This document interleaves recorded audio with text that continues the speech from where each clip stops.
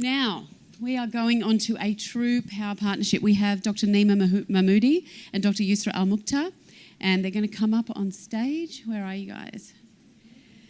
And we're talking... Oh, yeah. So we're going to talk about reducing inflammation, optimising health, empowering patients in menopause. This sounds great. Thank you so much. Fabulous. Right, so I get to do the formal introductions. Dr. Mahmoodi, founder of Remedy London, and I love this because I'm all about holistic patient care for my patients, but that's what you're driven by as well, nurturing the physical, the social, the emotional, the spiritual, bringing it all together in your sort of treatment modalities. You're a qualified Reiki practitioner. Very good. And that's part of your treatment planning sometimes as well. Excellent. And then the lovely Dr. Yusra, dental surgeon, and you've done aesthetics forever, haven't you? Well, not forever, obviously you are very young.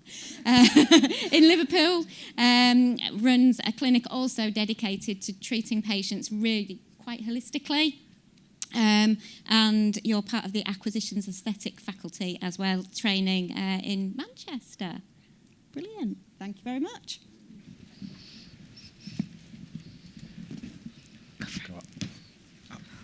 Oh. Go ahead. Hi everyone, thank you so much for attending. I'm actually so honoured to be speaking alongside my esteemed colleague and friend Dr. Yusra regarding some groundbreaking technologies that can not only optimise your health and wellness, but manage certain aspects of the menopause journey. Now, quick introduction. I'm Dr. Nima. I'm originally a dentist, having graduated from the University of Bristol Dental School in 2013. I very quickly immersed myself into the field of medical aesthetics, where I became the director of Dr. Nima Clinics. And it wasn't until the lockdown of 2020 that I kind of took a step back and realized that it wasn't my purpose to just deal with the external aspects of an individual, but rather apply a more holistic approach. And this is where Remedy London was born, a sanctuary whereby we nurture the different dimensions of wellness. That's the physical, the emotional, the social, the spiritual, and the intellectual, to empower people to kind of live their most fulfilled life. And during my adventures, I became a KOL for Cutera, Dermafocus, which is a home of polynucleotides, which Dr. Raquel will be speaking about later on. It's going to be brilliant. And also Erchonia Lasers, which is the focus of our topic today. Thank you. Wow. That's a lot to follow. I'm Dr. Yusra Al-Mukhtar. My background is dental surgery. I qualified first from Imperial College London doing medical science and management of healthcare organizations before I did my dental surgery degree at King's College London. And after that, I went into head and neck surgery for almost 4 years before I decided to have a life and go back into primary care. But during that time, I really started to see patients who we were treating surgically for congenital deformities, those who may have attended after, say, having an underdeveloped maxilla or mandibular retrognathia, and we were breaking their jaws and making them look more objectively aesthetic. But in that time period, what I saw were these young 18, 19, 20-year-old patients undergoing really major facial surgery and not having the psychological support during the adaptation process. And it is then that I really started to understand and really wanted to cultivate a way that we could look after these patients more holistically. So also when I found aesthetic medicine, and I started doing some research at that time about the psychological impacts of our aesthetic treatments. And from there, I developed a passion about this particular field. And I do a lot of what I call reconstructive facial aesthetics using non-surgical means, using dermal fillers to reshape the nose or the jaw. And I have spent the last 5 years working in clinic with psychologists and psychiatrists looking at the motivation for patients coming in to have treatments and also the impact of our treatments. Disclosures, which are not relevant to today, I'm a key thought leader for Galderma and Emirates Innovation Associates. So, why menopause? Over the last decade, I have aged with my patients. I'm not yet menopausal, but that's definitely the next big birthday. And what I have seen over my career is I've been with my patients and held their hands whilst they met their boyfriends, whilst they decided who to marry, who not to marry, whilst they've had their children, whilst they've had their divorces, and whilst they have started to go through the perimenopause journey. And what I found, particularly over the last 5 years, is that cohort of patients were coming in and invariably, we're sharing the same sorts of symptoms: feeling overwhelmed at work, feeling anxious, feeling low mood, not sleeping well, feeling irritable, wanting to kill their partners, and not really understanding what they were going through and feeling very, very lonely at the same time. They didn't understand themselves, so of course no one around them understood them either. And so I threw myself into research looking at the impacts of menopause on psychological health and well-being, and also on skin aging on psychological health and well-being. And what we found was really quite starking. Over 50% of women admitted that they went through anxiety and depression during this phase of life. 20% said they wanted to kill their partners. I think that's an understatement. The majority did. And interestingly, 63% said they had no idea that perimenopause started 10 years before they actually stopped their periods. Now, what is menopause? Menopause, as we know, it's a retrospective diagnosis. It's when you haven't had your period for 12 months. And the average age of onset of that is 50. Now, if perimenopause is starting a decade before that, patients are moving into this phase in their 40s, sometimes late 30s. And what doesn't happen is that they wake up one day and they have lost all their estrogen. It is a slow onset. And with that slow onset comes a whole host of symptoms. And we know that 15.5 million women in the United Kingdom are going through this transition at any one stage. And we know that they're losing estrogen. We know that they're losing progesterone and testosterone too, which is a female hormone too. And we know the skin-related changes. They lose 30% of their collagen. They start to get a little bit more wrinkly. They notice the lines and wrinkles and the sagginess. But there are actually 48 recognized symptoms of menopause. Most patients think hot flushes, and therefore, if they don't have the hot flushes, they don't think they're going through the menopause. But then there's the anxiety, the overwhelm, the irritability, the brain fog, they're not sleeping well, and the low mood, the loss of self-confidence, the loss of self-esteem. And this is all because of hormonal fluctuations. So it is this insidious, slow, but long phase of life.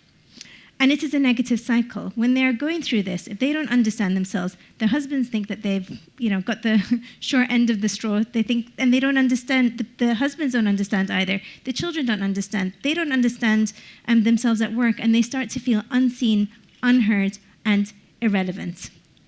On top of that, they're not sleeping well. They've got their brain fog. They've got anxiety, and their body is starting to change. And that is this continuous negative cycle that really can result in a plummet of low self-esteem, low mood, and huge physical changes as well.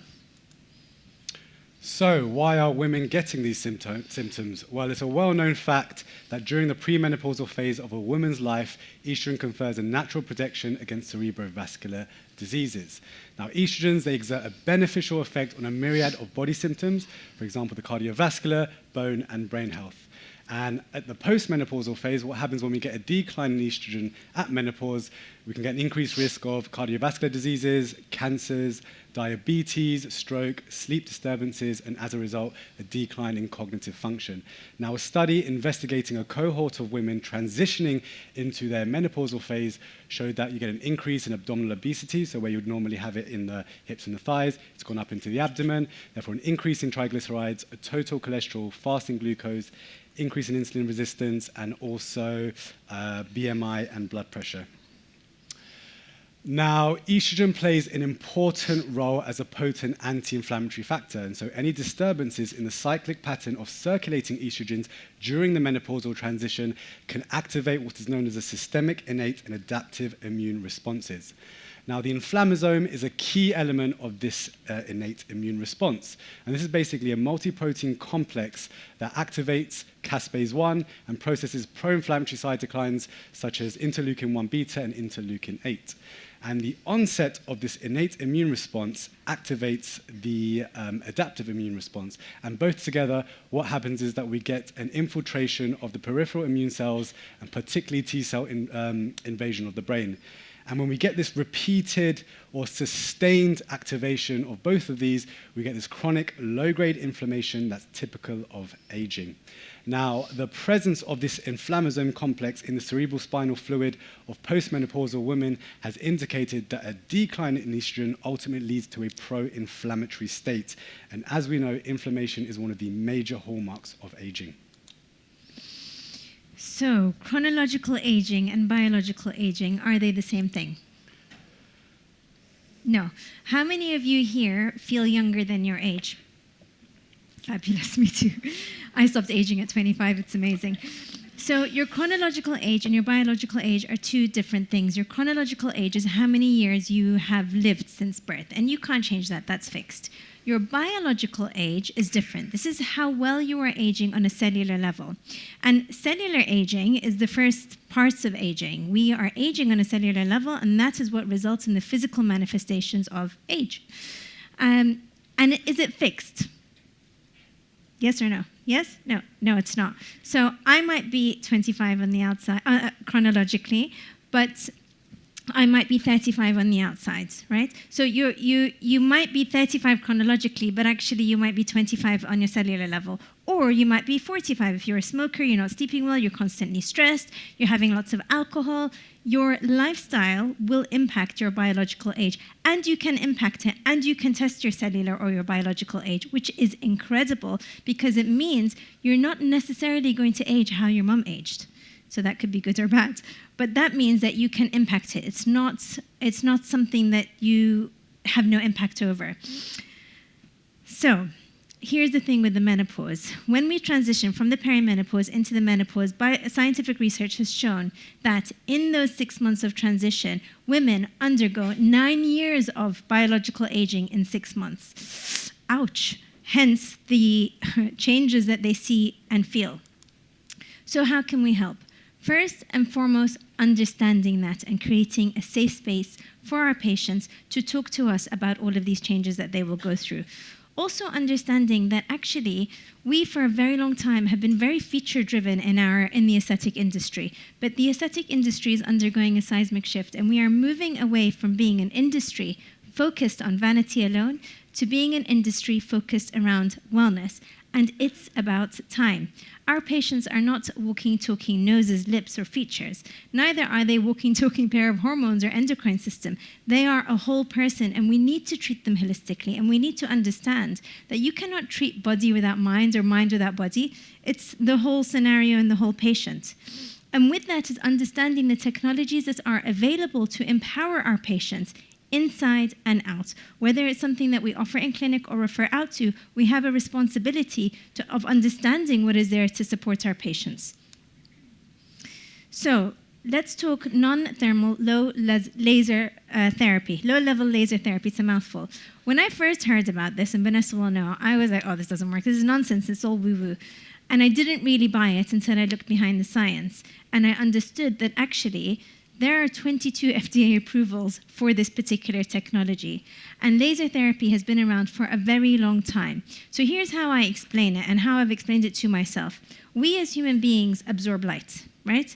When we are sleeping and sunlight comes up, even when our eyes are closed, we're absorbing light. And when we're absorbing daylight, that helps to regulate our circadian rhythm. So in the morning, our melatonin goes down and our cortisol comes up and we start our day. When it's dark, our melatonin starts to take over and we feel sleepy. And when it's winter, which is 11 months out of 12 in the United Kingdom, the majority of us suffer with seasonal affective disorder. So we absorb light, and light has a huge impact on our hormonal levels. So here's low-level laser therapy. It's not light. It's not LED. It's actually a true laser. It's 532 nanometers of laser, which penetrates through the skin and into the fat. It is what's called, the reason why we call it non-thermal laser, it's cold. It's not hot, so you don't feel a heat, which means no pain. It's also non-contact, so that means no bruising, no downtime. And there's huge amounts of literature and evidence that shows that both red and green low-level laser therapy helps to reduce inflammation in the body and helps with pain mediation as well. So it has anti-inflammatory properties, it has immune-boosting abilities, and Dr. Nima is going to talk to us about the science behind all of that. And it downregulates stress and upregulates ATP production. And yes, it can be treated and used for fat loss or fat reduction, as well as collagen remodeling, as well as cellulite reduction. And it does have an FDA approval for cellulite reduction. We'll talk you through that. So the crux of it, when we're talking about cellular aging and how this works in a cellular level, first of all, we think about the basic powerhouses of our cells, which are our mitochondria. And this helps to optimize mitochondrial production and function. Thank you. So what are the mitochondria? So try and look at them as these energy power stations or energy powerhouses that aid in the production of energy, and that energy is used to literally drive all of our cellular pathways. Now, mitochondrial dysfunction is another hallmark of aging, and as we age, 3 things happen to these mitochondria. Number 1, we get a reduction in the number of mitochondria due to impaired mitochondrial synthesis. Number 2, the mitochondria that we're left with, they're acting inefficiently, they're not producing as much energy as they once were. And number 3, we get increased damage by free radicals. So during the energy production, substances called free radicals are produced. And these are highly reactive, and if they're allowed to accumulate, what happens is that they can end up causing damage to the structures of our cells. Now, the anti-inflammatory pathways that would normally mop up these free radicals, they decline and they become impaired with age. So what we get damage to these mitochondria. So going back to the analogy that the mitochondria are like our powerhouses, when they're new, they're efficient, they're effective, they're providing lots and lots of energy. Everything's great. When they become impaired, as it does with aging and the menopause process, they're not working as efficiently anymore. You know, they're not producing as much energy, and they're leaking out toxins which can ultimately cause inflammation to the rest of our cells and ultimately damaging the mitochondria. Now, when it comes to menopause, there are these estrogen receptors that are on the mitochondria, and when estrogen binds, it switches on certain pathways that can enhance the mitochondrial function and also recycle and get rid of the old mitochondria. So what then happens as estrogen goes down during the menopause process, this function is actually impaired. So how can non-thermal low-level laser therapy help? Well, again, within the mitochondria, there are these energy-producing machinery, which is known as the electron transport chain. Now, the laser targets the cytochrome C oxidase, which is the rate-limiting step of the electron transport chain, this machinery, which ultimately produces adenosine triphosphate, also known as ATP. What is ATP? It's basically the energy currency that fuels every single one of our cellular pathways. So again, the non-thermal laser can dampen inflammation, improve the mitochondrial function, and optimize genetic expressions to enhance one's quality of life, giving you that energy back that you've lost with time and obviously through the menopause process. There are so many studies done on mitochondrial health, and that is linked to aging. Here are just a few, but I'm sure if you pop it into Google, you'll get thousands and thousands of studies. Another important thing is the fact that non-level laser therapy can help with brain health, and this is done through vagal nerve stimulation. Now, the vagus nerve, which is a major component of the parasympathetic nervous system, is responsible for regulating inflammation through something known as a cholinergic anti-inflammatory pathway. And what happens when this vagus nerve is stimulated is that it releases neurotransmitters such as acetylcholine, which inhibit pro-inflammatory cytokines such as TNF-alpha and interleukin-6. And this modulation of the immune response ultimately reduces inflammation in things such as irritable bowel syndrome, rheumatoid arthritis, and other autoimmune conditions. One other thing which has recently come to fruition is that it can help with memory, focus, concentration, and also the symptoms of depression. And it does this through increased neuroplasticity and synaptic strength in areas of the brain that are associated with learning. Back to you. Back to me, thank you. So, light therapy and non-thermal laser. Now, did you know that if you get out in the first 45 minutes after sunlight, there is a very high concentration of infrared radiation, and your body absorbs that, and you get a release of cortisol and an upregulation in your skin health, and actually getting exposed to that helps to improve your own UV protection. So our bodies actually absorb photogenic energy. When it comes to fat reduction, menopause also means that the results in the drop in or the decline in estrogen, which is a protective factor for our brain health, our cardiovascular health, our bone health, it also helps in fat metabolism. We get fat redistribution during the menopause. Pre-menopause, the central adiposity of a woman is usually about 5 to 8% of her body weight. After that, after menopause, it goes up to 20% of her body weight. So fat redistribution is a huge problem and continues to be a huge problem. And the epidemic of obesity is continuing to be a very heavy economic stress on society, comparable to cigarette smoking.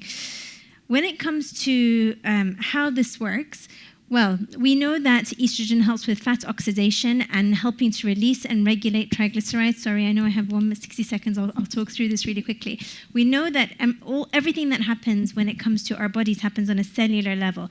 The emerald laser, or the green light laser, helps to increase the ATP production, which helps to improving triglyceride oxidation and metabolism, using that for fuel and energy production.